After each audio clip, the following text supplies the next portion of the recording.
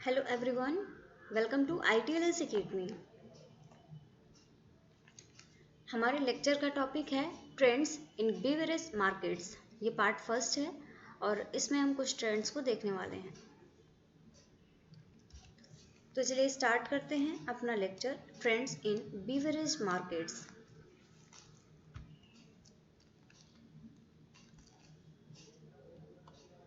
Introduction. Global beverage industry, it begins with the definitions of the beverage categories। अगर beverage industry की बात करें तो इसकी शुरुआत ही होती है कि beverage की categories क्या हैं, उनकी definition से ही starting होती है beverage industry की। इसके साथ ही and then consider the latest consumption trend by sector। जो consumption trend है कि किस तरीके से कंजप्शन हो रहा है, किस कैटेगरी का, किस वैरायटी का, इसको भी कंसीडर किया जाता है जो सेक्टर है, और फिर जाके डिसाइड होता है global beverage industry. An analysis of the world's most influential beverage market is followed by a discussion of the fastest growing regions and countries. Consumer trends are then explored followed by a summary of the future growth outlook. जो consumer trends होते हैं उनको explore किया जाता है और उसके बाद में उनका फ्यूचर ग्रोथ का क्या सिनेरियो हो सकता है, इस आउटलुक के बेस पे एक समरी तैयार की जाती है। And those market developments that should transform the beverage industry. और इसके साथ ही ऐसे मार्केट डेवलपमेंट्स जो कि बेवरेज इंडस्ट्री को ट्रांसफॉर्म कर सकते हैं, उनको कंसीडर किया जाता है और उसके बाद में इंडस्ट्री में वर्क को आगे किया जाता है। Definitions. There are 4 primary sectors of the global beverage market. जो ग्लोबल बेवरेज मार्केट है इसके 4 प्राइमरी सेक्टर्स हैं। The first is hot drinks. पहला सेक्टर है हॉट ड्रिंक्स का। हॉट ड्रिंक्स में क्या क्या आता है, आप सभी का फेवरेट ही होगा शायद, T, coffee and hot malt based product. दूसरा आता है मिल्क ड्रिंक्स। मिल्क ड्रिंक्स में क्या क्या आता है, including both white drinking milk and flavoured milk. Milk drinks में दोनों ही आ जाते हैं, चाहे वो वाइट नॉर्मल मिल्क हो चाहे वो फ्लेवर्ड मिल्क हो। थर्ड कैटेगरी होती है सॉफ्ट ड्रिंक की। सॉफ्ट ड्रिंक क्या होती है, विच आर सब divided into bottled water, carbonated soft drink and the fourth category is alcoholic drink. सबसे पहले जो सॉफ्ट ड्रिंक की बात करी तो सॉफ्ट ड्रिंक में बॉटल्ड वाटर भी आता है और कार्बोनेटेड सॉफ्ट ड्रिंक, ऐसी ड्रिंक्स जिनमें कि कार्बन डाइऑक्साइड का एडिशन होता है उनको कार्बोनेटेड सॉफ्ट ड्रिंक्स बोला जाता है। चौथी कैटेगरी है अल्कोहलिक ड्रिंक्स की और इसमें आता है beer, wine, spirits, cider, shake, flavoured alcoholic beverages. बहुत सारी कैटेगरीज हैं ये अल्कोहलिक ड्रिंक्स की। तो कुल मिला के यहाँ पे 4 प्राइमरी सेक्टर्स हैं जिनकी की कैटेगरीज हम लोगों ने देख ली हैं।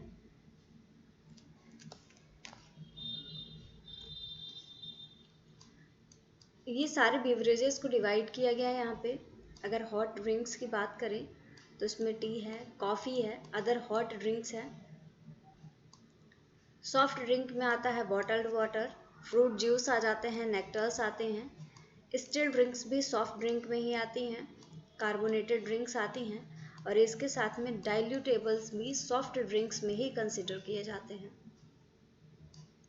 मिल्क ड्रिंक्स की अगर बात करें तो इसमें होती हैं white milk and flavoured milk. बात करें अगर अल्कोहलिक ड्रिंक्स की तो इसमें आते हैं beer, wine, spirit and other alcoholic drinks like whisky, brandy, rum etcetera, सारी इसी में आती हैं।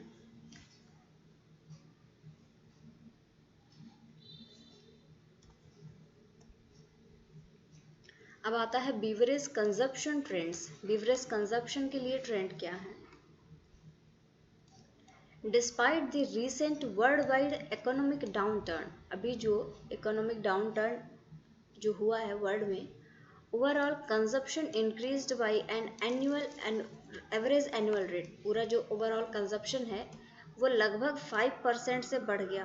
कब, बिटवीन 2009 एंड 2009 से 13 के बीच में 5% का इंक्रीज देखा गया बीवरेज कंजप्शन में।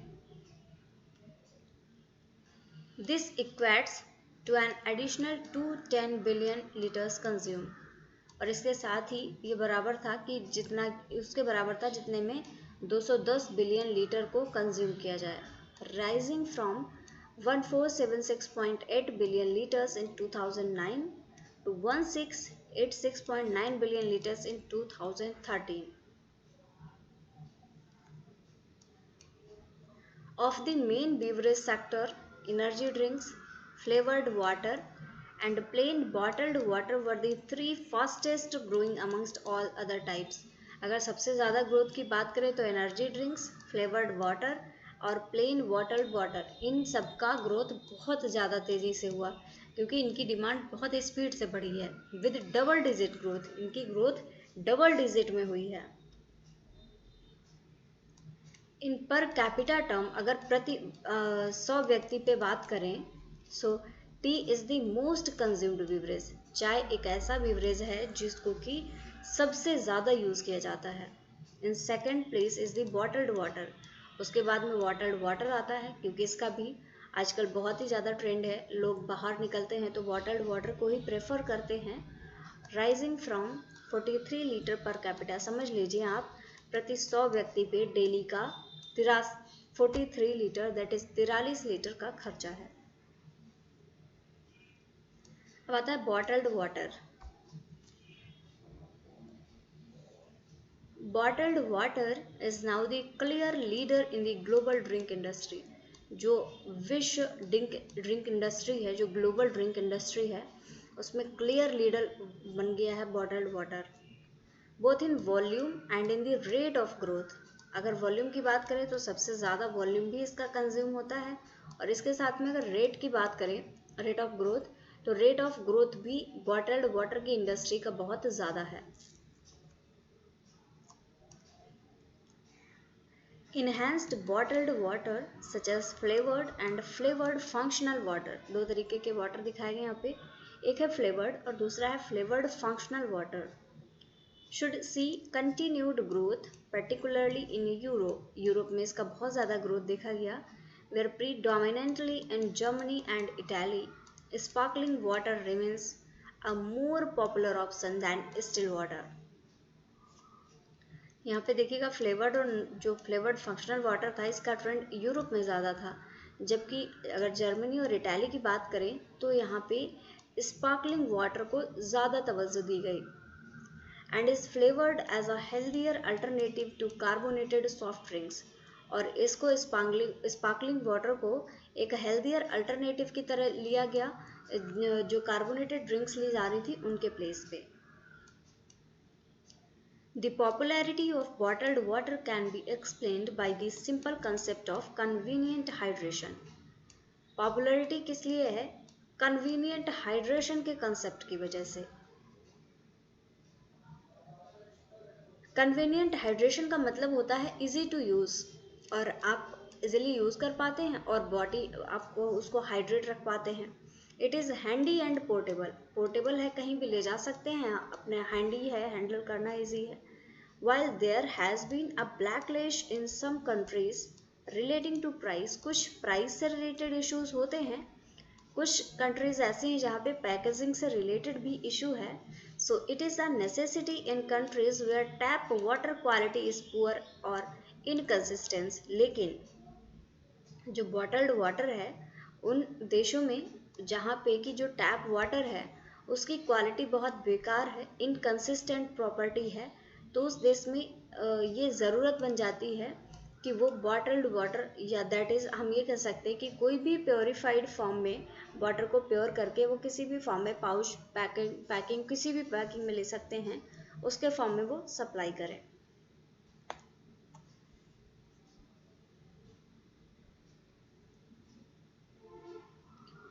नेक्स्ट आता है carbonated soft drinks. Despite the issue of sugar content surrounding carbonated soft drinks, एक इशू आता है जो कार्बोनेटेड सॉफ्ट ड्रिंक्स होते हैं इनमें शुगर का, कि इनमें शुगर का कंटेंट अच्छा खासा प्रेजेंट होता है। लेकिन in particular linked with the obesity epidemic, carbonated soft drinks have still managed to achieve an average annual growth rate of 2.6%. Carbonated soft drinks था, शुगर के इशू के बावजूद इसमें एनुअल ग्रोथ रेट देखा गया 2.6% का। The USA was the biggest market in volume. अगर बात करें कि सबसे ज़्यादा कंजप्शन कहाँ हुआ, तो बिगेस्ट मार्केट वॉल्यूम को लेके था USA. With 2014 FIFA world cup जो हुआ 2014 में, and the 2016 summer Olympics, the Coca-Cola company has made a significant investment in the immediate consumption channel in Brazil। जो कोका कोला कंपनी थी, मोस्ट पॉपुलर ब्रांड है आजकल, इसका एक इमीडिएट कंजप्शन चैनल बनाया गया ब्राज़ील में, which will help to sustain growth. और इसने ग्रोथ को बढ़ाने में बहुत मदद की, क्योंकि ये जो वर्ल्ड कप और समर ओलंपिक्स का टाइम था, इसमें ज़रूरी था, ब्राज़ील में ही हुआ, तो ब्राज़ील में ही एक इमीडिएट कंजप्शन चैनल बना दिया गया और उसने हेल्प की उसकी ग्रोथ को बढ़ाने में।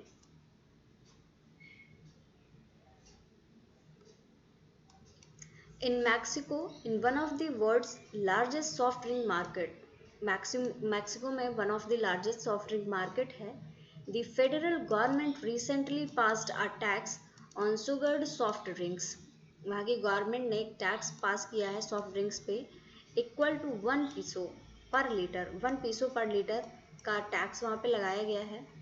इन China the negative health image of carbonated soft drinks has been rising among consumers के बीच में सॉफ्ट ड्रिंक्स को लेके, जो कार्बोनेटेड सॉफ्ट ड्रिंक्स होते हैं, एक नेगेटिव इमेज बन गई है, leading to mutated growth in this category, और इसने बहुत ज़्यादा एक्सटेंसिव ग्रोथ को रोक दिया। In the mature markets of Western Europe and North America, both Coca-Cola and PepsiCo are struggling to find any growth in carbonated soft drink। अगर Europe और north America की बात करें तो कोका कोला और जो पेप्सी है, दोनों ही अपनी ग्रोथ के लिए स्ट्रगल कर रहे हैं, क्योंकि वहाँ पे इन चीज़ों का यूज़ बहुत कम है।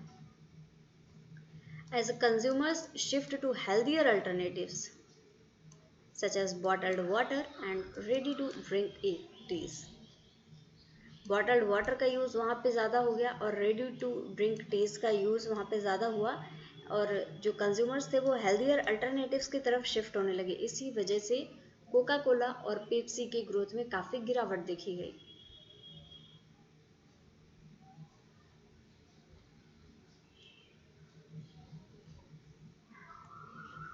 नेक्स्ट आता है 100% juices, nectars and fruit drinks. These three categories registered average annual growth rates of 2.2%, 4.1% and 8.8%।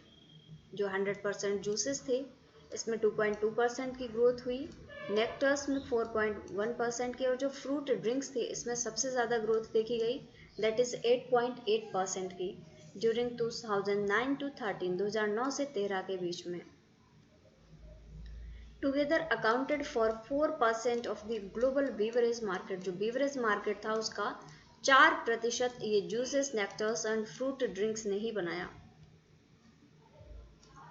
The largest producers of fruit are China, Brazil and India. सबसे जो लार्जेस्ट प्रोड्यूसर्स हैं फ्रूट्स के, उनमें आते हैं China, Brazil and India. China has a significant production of apples and meanwhile Brazil is focused on oranges। China में सबसे ज़्यादा एप्पल्स का प्रोडक्शन होता है, जबकि अगर ब्राज़ील की बात करें तो यहाँ पे ऑरेंजेस पे ज़्यादा फोकस किया गया। And India is major growing area for mangoes, और इंडिया सबसे बड़ा एरिया है मैंगोज़ का, और ऑब्वियस सी बात है आप लोगों को भी बहुत ही पसंद होंगे, और सबसे ज़्यादा हमारे इंडिया में ही होते हैं।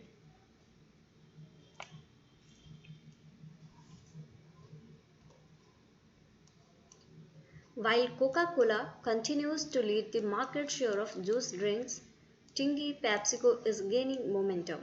जब कोका कोला लीड कर रही है आजकल की जो डेज हैं उनमें मार्केट में जूस ड्रिंक्स की मार्केट को, तो जो टिंगी है, पेप्सिको है, ये भी अपना मोमेंटम को गेन कर रहे हैं। with Tingy continuously launching new products of fruit mixed drinks featuring traditional Chinese health preserving concept. These have a strong appeal amongst Chinese consumers. In markets such as Egypt, Indonesia, Mexico, Iran, Nigeria and Philippines, South Korea and Vietnam, ये कुछ countries हैं, इनमें fruit juice consumption is growing faster than the brick. इनमें fruit juice का consumption बहुत तेज़ी से बढ़ रहा है. Faster than the brick. Brick एक कह सकते हैं कि देशों का संगठन है. उसमें आते हैं Brazil, Russia, India and China. यहाँ पे अभी भी फ्रूट जूस का कंजप्शन बहुत ज़्यादा नहीं है. यहाँ पे अभी भी लोग किसी चीज़ के नाम पे कोका कोला या फिर पेप्सी पे शिफ्ट हो जाते हैं. लेकिन जो ये कंट्रीज़ हैं, इनमें फ्रूट जूस का कंजप्शन बहुत ही फास्ट ग्रो करता है.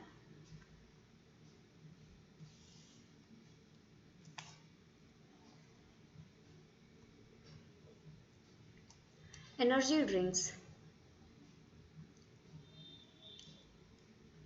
Energy drinks is a segment of the market that cannot be ignored. Energy drink भी मार्केट का एक ऐसा सेगमेंट है जिसको कि किसी भी तरीके से इग्नोर नहीं किया जा सकता.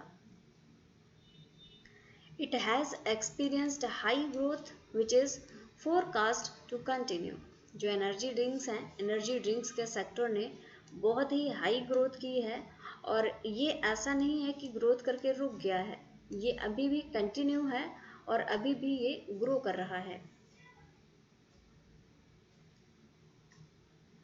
Added to this, there has been a significant amount of innovations in this segment. ये जो एनर्जी ड्रिंक्स का मार्केट है, इसमें बहुत सारे इनोवेशन किए गए. इनोवेशन का मतलब होता है कि नए नए प्रयोग करना, नई नई चीज़ों को खोज के लाना.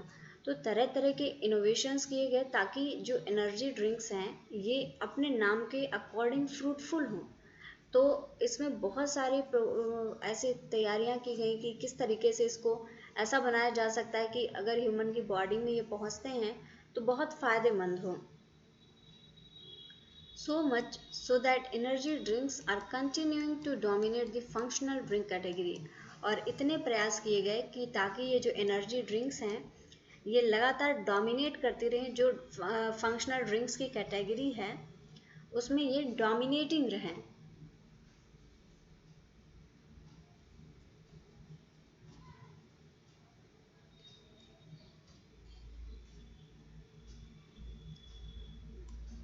One of the key emerging theme in this category is natural energy. सबसे ज़्यादा जो emerging theme देखी गई है एनर्जी ड्रिंक्स के केस में वो है नेचुरल एनर्जी. कि नेचुरल एनर्जी किस तरीके से प्रोवाइड की जा सकती है, क्योंकि लोग वैसे भी आर्टिफिशियल से भागते रहते हैं. तो कोशिश की जाती है कि इसमें ऐसी इंग्रेडिएंट्स मिलाए जाएं जो कि नेचुरल एनर्जी प्रोवाइड करें. तो इसके लिए क्या किया गया? Increased use of plant extracts. क्या किया गया कि जो प्लांट्स थे, प्लांट्स से तरह तरह की चीज़ों को एक्सट्रैक्ट किया गया. एक्सट्रैक्ट करने का मतलब होता है कि उनसे निकालना. पेड़ पौधों से कोशिश की गई चीज़ें निकालने की. जो न्यूट्रिशन वाली चीज़ें थी, जो न्यूट्रिएंट्स थे, उनको निकाला गया और उनको किसी भी तरीके से ड्रिंक्स के फॉर्म में कन्वर्ट किया गया. कुछ प्लांट्स यहाँ पे दिए गए हैं such as those from ginseng, guarana, tea and cola nut. ये कुछ ऐसे प्लांट्स हैं जिनका कि ब्रॉड स्केल पे यूज़ किया गया एनर्जी ड्रिंक्स के प्रोडक्शन के लिए.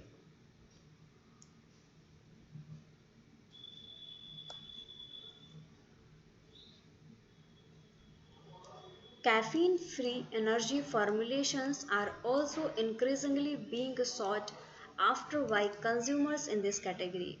कुछ इस तरीके से भी एनर्जी ड्रिंक्स बनाए गए जो कि कैफीन फ्री थे. कैफीन फ्री ड्रिंक्स जो जिनका फॉर्मुलेशन किया गया ये बहुत ज़्यादा बढ़ रहा है. जैसे जैसे कंज्यूमर्स बढ़ रहे हैं इस कैटेगरी के, उसी तरीके से ये जो एनर्जी ड्रिंक है जो कि कैफीन फ्री होता है, इसमें कैफीन नहीं होता, इसका मार्केट भी बहुत ही तेजी से बढ़ रहा है।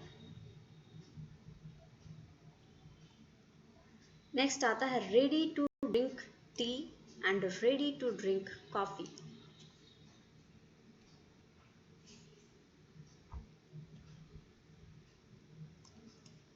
This is a dynamic category.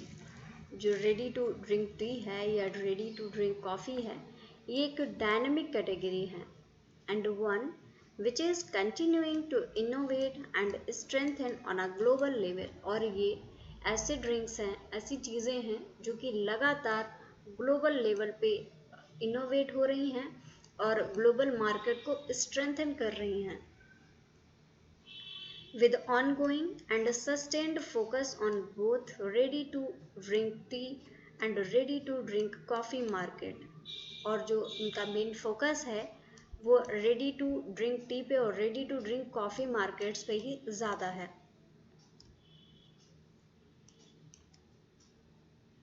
There has also been a surge in product available on the western market। एक सर्ज देखा गया, एक पीक देखा गया कि जो भी प्रोडक्ट अवेलेबल थे वेस्टर्न मार्केट में वो उनका पीक बढ़ गया। That uses green tea. और ऐसा मार्केट जिनका कि ग्रीन टी का यूज़ जिन्होंने ज़्यादा किया। ग्रीन टी क्या था, ऐसे प्लांट्स को एक्सट्रैक्ट करके ही तो बनाया गया, प्लांट के एक्सट्रैक्ट से।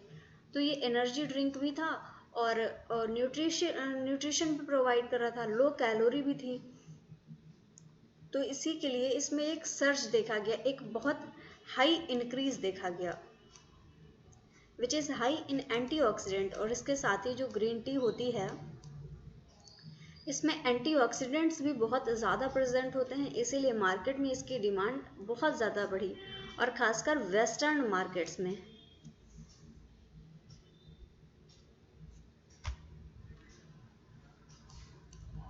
The consumer drive of convenience is also key to this segment। जो कंज्यूमर ड्राइवर थे कन्वीनियंस, वो इस सेगमेंट के ज़्यादा की कन्वीनियंस थे। And the fact that this is being combined with functional properties. और इसके साथ में ये इसका एक फ़ायदा ये है कि इसको बनाने के लिए इसको कंबाइन किया जा रहा है फंक्शनल प्रॉपर्टीज़ से, जैसे कि antioxidant content of green tea. अब इसमें ग्रीन टी है लेकिन इसमें एंटीऑक्सीडेंट कंटेंट्स को मिक्स कर दिया गया, कंबाइन कर दिया गया, तो एक तरीके से ये फ़ायदेमंद हो गया। Is important to growth. और फंक्शनल प्रॉपर्टीज़ को कंबाइन करना ग्रोथ के लिए इम्पॉर्टेंट भी बहुत ज़्यादा है, क्योंकि अगर कोई प्रॉपर्टीज़ ही नहीं होंगी तो फिर ऑब्वियस सी बात है उसको कोई क्यों बाई करना चाहेगा। These products are now often seen as alternatives to carbonated soft drinks। Carbonated soft drinks का एक अल्टरनेटिव माना जाने लगा है। ये जो प्रोडक्ट्स हैं, जो एनर्जी ड्रिंक्स हैं या जो रेडी टू ड्रिंक टी हैं या फिर रेडी टू ड्रिंक कॉफ़ी हैं, इनको कार्बोनेटेड सॉफ्ट ड्रिंक से ज़्यादा बेटर माना गया और इनका यूज़ भी बहुत ज़्यादा बढ़ रहा था। एंड बॉटल्ड वाटर, ये जो प्रोडक्ट थे इनको बॉटल्ड वाटर से भी बेहतर माना गया, क्योंकि भाई अगर आप प्लास्टिक की बॉटल में पैक कर रहे हैं तो आप ये सोचिए प्लास्टिक भी तो नुकसानदेह है, प्लास्टिक भी नुकसान पहुंचाती है और वो बॉटल्ड वाटर प्लास्टिक में रहता है। तो ऐसी चीज़ों को अवॉइड करने की कोशिश की गई और उसके अल्टरनेटिव्स ढूंढे गए।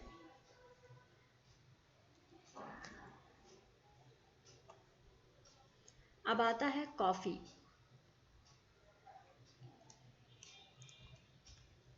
There is an intense level of competition among the coffee players in the developed market।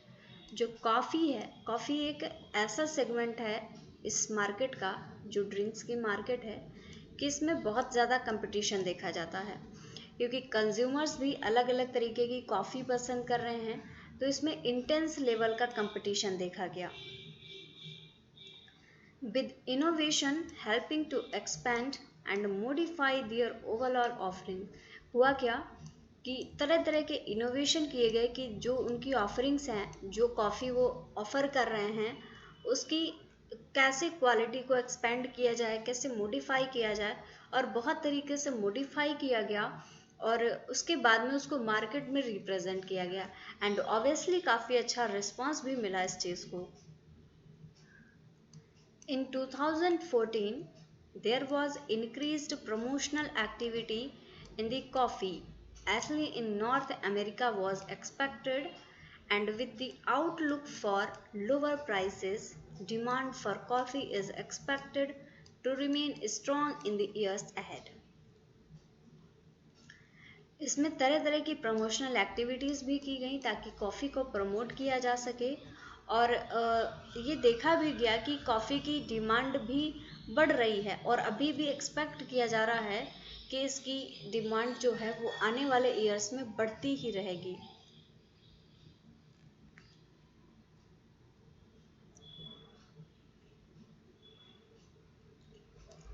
European coffee players are focusing on expanding into new markets such as Brazil। जो यूरोपियन कॉफ़ी प्लेयर्स हैं वो अभी focus कर रहे हैं कि जो global market है उसको बढ़ाया जाए और ख़ासकर नई मार्केट को ब्राज़ील में भी बढ़ाया जाए, एक्सपेंड किया जाए।